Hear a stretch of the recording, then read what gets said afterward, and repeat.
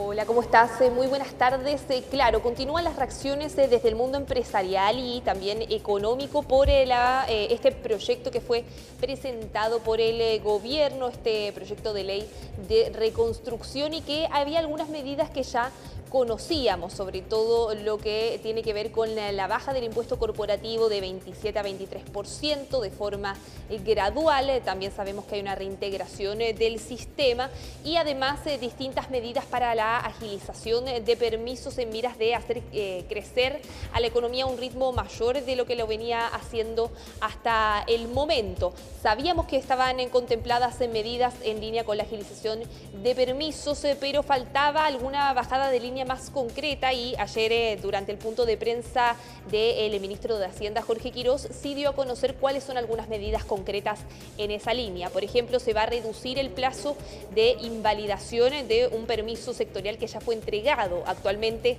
es de 2 años ese plazo de invalidación, ahora se reduce a 6. También, por ejemplo, en el caso de proyectos que ya cuentan con su resolución de calificación ambiental y que sean judicializados, en caso de que se determine por determinar y dejar sin efecto esa resolución o anularla, ahí el Estado va a tener que reembolsar los gastos asociados al proyecto que se hayan hecho hasta ese momento. Son parte de las medidas entonces que se han hecho y que se están impulsando desde el gobierno dentro de este paquete entonces de reconstrucción nacional, y que ha sido bastante valorado desde el mundo empresarial. Escuchemos lo que decía por ese tema la presidenta de la SOFOFA, Rosario Navarro. Hay que entender estas medidas como una agenda integral. Uno de ellos es cómo avanzamos en tener permisos mucho más ágiles, en que finalmente terminen beneficiando a los titulares de proyectos que muchas veces se tardan más de 10 años en poner ejecución un proyecto. Así que creemos que va en un buen camino. Y otros de ellos también van en el ajuste fiscal, en promocionar el empleo formal y también hacernos más competitivos frente a otros países que tienen los mismos beneficios que nosotros. Claro, esa es parte de la evaluación que hacen desde el gran empresariado, pero durante esta jornada también se refirió al proyecto Juan Pablo Suet, el presidente de la multigremial, con la mirada que tienen desde las pymes. Sabemos que lo que han dicho desde el gobierno es que, por ejemplo, la medida del crédito tributario al empleo formal va en directa ayuda de las pymes, porque dicen, claro, es un crédito que está focalizado sobre todo a salarios más bajos y que en ese sentido suelen ser sueldos asociados a trabajadores de empresas más pequeñas, y que buscan entonces de esa forma dar un apoyo, una inyección de liquidez a las pequeñas empresas. De hecho, han dicho, y según el mismo cálculo de Hacienda, que esa medida en particular, el crédito tributario al empleo, va a beneficiar a cerca de 4 millones de trabajadores, de los cuales 2 millones aproximadamente trabajan en las pymes. Ahora, hay otros temas también relacionados y que impactan directamente a las pymes. Por ejemplo, ¿qué ocurre en ese caso con el impuesto corporativo que tienen que pagar? Y ahí lo que ha dicho el gobierno en la minuta oficial también, y la explicación que daba el ministro Quirós, es que en el caso de las pymes se mantiene el régimen transitorio de tasa de 12,5%, esta tasa reducida, pero sí, por ejemplo, en el año 2028 eso va a subir a un impuesto de 15%. Y eso no ha generado entonces una visión tan positiva. Escuchemos cuál era entonces el comentario que hacía por este proyecto de ley el presidente de la multigremial. Aquí lo que se está haciendo es una baja de impuestos a las grandes empresas con un financiamiento que proviene de un alza de impuestos a las pymes. Lo que para nosotros no tiene ningún sentido por el discurso que ha tenido el presidente Kast, por el discurso que tenía el propio ministro Quirós de reactivar la economía, y tiene una explicación que probablemente a nivel económico y macroeconómico es más entendible. El ministro Quirós, él sabe que para reactivar la economía lo primero que necesita es activar a las grandes empresas, que son el 88% de la economía. Por lo tanto, lo que está apuntando él, que se puede entender desde un punto de vista económico, igual como se puede entender desde un punto de vista económico lo que pasó con los combustibles, es decir, bueno, ¿a dónde he hecho el primer litro de petróleo? Se lo he hecho a las grandes empresas y con eso el chorreo reactivo la economía, etcétera. Pero políticamente, que es lo que nosotros decimos, es bastante poco técnico.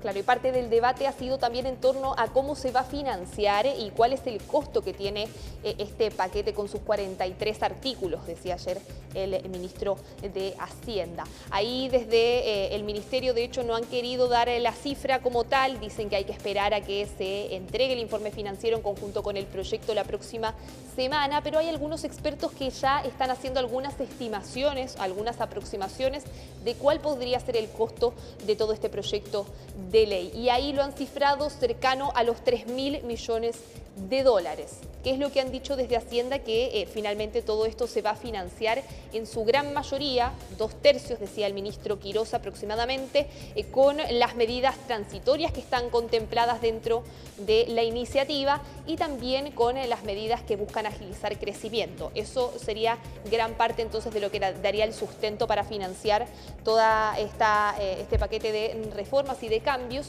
Y también en el resto, finalmente ese tercio restante, sería, decía el titular de Hacienda, a través de contención de gasto, medidas que también están contempladas dentro del proyecto, como por ejemplo la limitación en términos de lo que es la gratuidad, también algunos incentivos al retiro, todo eso, además de otras iniciativas que ha tomado el gobierno, como la reducción de gasto a nivel ministerial.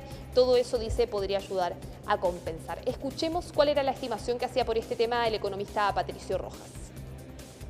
El gobierno tiene varios temas. Primero, se ha comprometido a llegar a un balance estructural hacia fines de la década, lo cual implica que tiene que ajustar un déficit estructural de casi 10.000 millones de dólares. Y por otra parte, tiene que financiar este programa, lo cual lo hace bastante complejo de que el programa en completo, más el equilibrio fiscal, esté completamente financiado. Por lo tanto, claramente hay bastantes dudas. Que lo que diga el informe financiero va a ser clave, porque hasta la información que existe hoy día ciertamente no cuadra, tener un balance fiscal a finales de la década, tener una transición donde se va a recaudar bastante menos por estas disminuciones de impuestos, y las mayores recaudaciones con mayor crecimiento van a llegar en el mediano plazo, y eso va a ser probablemente después del 2030. Por lo tanto, la transición claramente exhibe bastantes dudas en materia de financiamiento. Claro, ¿cuáles son las estimaciones entonces que se han hecho sobre cuánto menos se podría llegar a recaudar? Bueno, ahí por ejemplo algunos economistas hablan que con la menor recaudación por impuesto a las empresas son cerca de 1.800 millones de dólares menos. Si a eso le sumamos también la reintegración, la estimación que hacen los expertos es de 80 millones de dólares menos.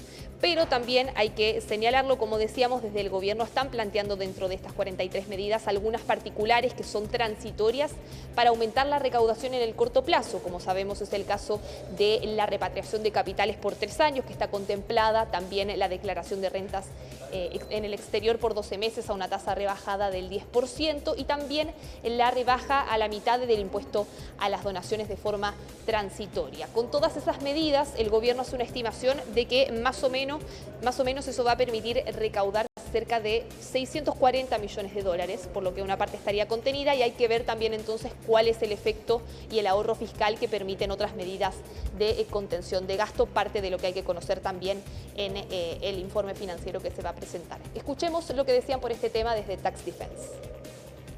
Se espera que el costo fiscal, es decir, que lo que se va a dejar de recaudar una vez que este modelo esté eventualmente operativo en su integridad, asciende a 2.400 millones de dólares anuales.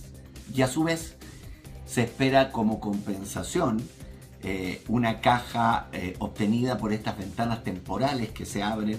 Todas estas medidas compensatorias no alcanzan a la mitad del costo fiscal del total de las medidas que se proponen como rebajas tributarias. El resto, según se dice, se espera ser compensadas a través de un mayor crecimiento a mediano y largo plazo y a través de la rebaja de gastos fiscales.